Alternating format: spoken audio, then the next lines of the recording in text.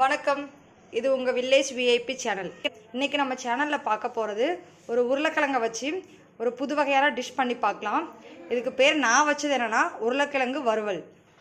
முதல்ல அடுப்பை ஆன் பண்ணி அதில் ஒரு கடாயை வச்சு கொஞ்சம் தேவையான அளவுக்கு எண்ணெய் ஊற்றிக்கலாம். உருளைக்கிழங்கை டீப் ஃப்ரை பண்ணுறதுக்கு, நல்லா வறுக்கிறதுக்கு தேவையான அளவுக்கு எண்ணெய் ஊற்றிக்கலாம். எண்ணெய் சூடாகட்டும். இப்போது எண்ணெய் நல்லா சூடாகிடுச்சு. இப்போ நம்ம நறுக்கி வச்சுருக்கிற உருளைக்கிழங்கு அதில் சேர்த்திக்கலாம்.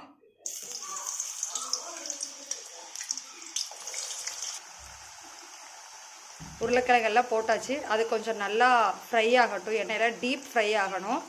சிம்மில் வச்சுக்கோங்க. இப்போ நம்ம இன்னொரு அடுப்பை ஆன் பண்ணிக்கலாம். அதில் ஒரு கடாயை வச்சுட்டு ஆயில் ஊற்றிக்கலாம். ஆயில் கொஞ்சம் ஹீட் ஆகட்டும். ஆயில் ஹீட் ஆகிடுச்சு. நம்ம பொடியாக நறுக்கி வச்சுருக்கிற பூடு, இஞ்சியை சேர்த்து லைட்டாக வதக்கிக்கலாம்.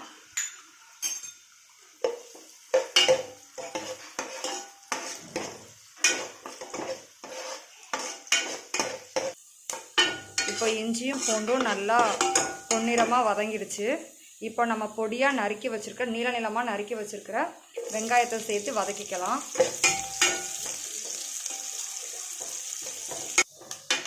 இப்போ வெங்காயம் நல்லா வதங்கிடுச்சு. இப்போ நம்ம நீளமாக நறுக்கி வச்சிருக்கிற இப்போ வெங்காயம் நல்லா வதங்கிடுச்சு.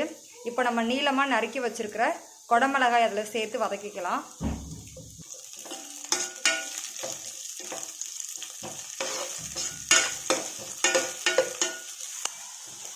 உருளைக்கிழங்கு இப்போ டீப் ஃப்ரை ஆகிட்டு இருக்கு. ஒரு தடவை கிளறி விட்டுக்கலாம். இப்போ உருளைக்கிழங்கு நல்லா டீப் ஃப்ரை ஆகிடுச்சு. இப்போ அதை ஒரு பவுலுக்கு மாற்றிக்கலாம்.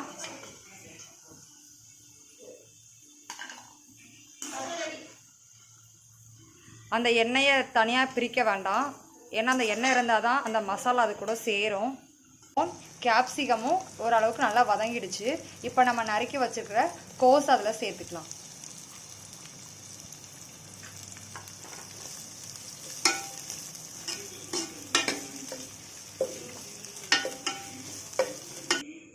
இப்போ நம்ம எடுத்து வச்சுருக்கிற உருளைக்கிழங்கு இருக்கு இல்லையா, ஃப்ரை பண்ணி வச்சுருக்கிறது உருளைக்கிழங்கு, அது கூட கொஞ்சம் மிளகாய் பொடி, லைட்டாக உப்பு, தேவையான அளவுக்கு உப்பு சேர்த்துக்கலாம்.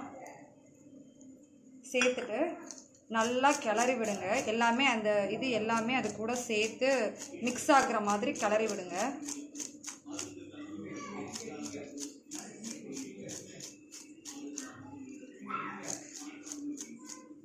இப்போ பாருங்கள், எல்லாமே பொடியோடு சேர்த்து மிக்ஸ் ஆகிடுச்சு.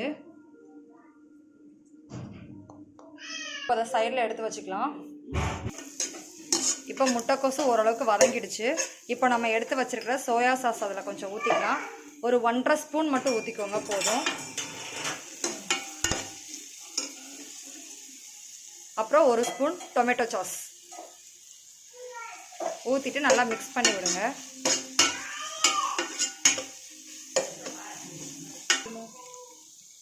இப்போது நம்ம வதக்கி வச்சுருக்கிற இந்த காய்கறிகளுக்கு தேவையான உப்பு சேர்த்திக்கலாம்.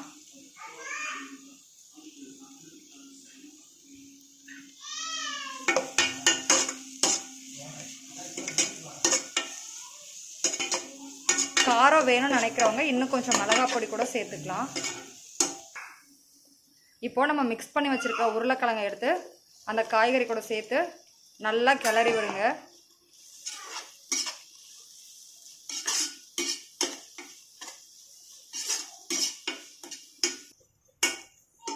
இப்போ எல்லாமே மிக்ஸ் ஆகிடுச்சு பாருங்கள்.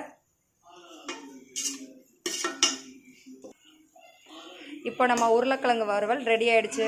அடுப்பை ஆஃப் பண்ணிக்கலாம். இப்போது லைட்டாக மேலே கொத்தமல்லி இலையை தூவி விட்டுக்கலாம்.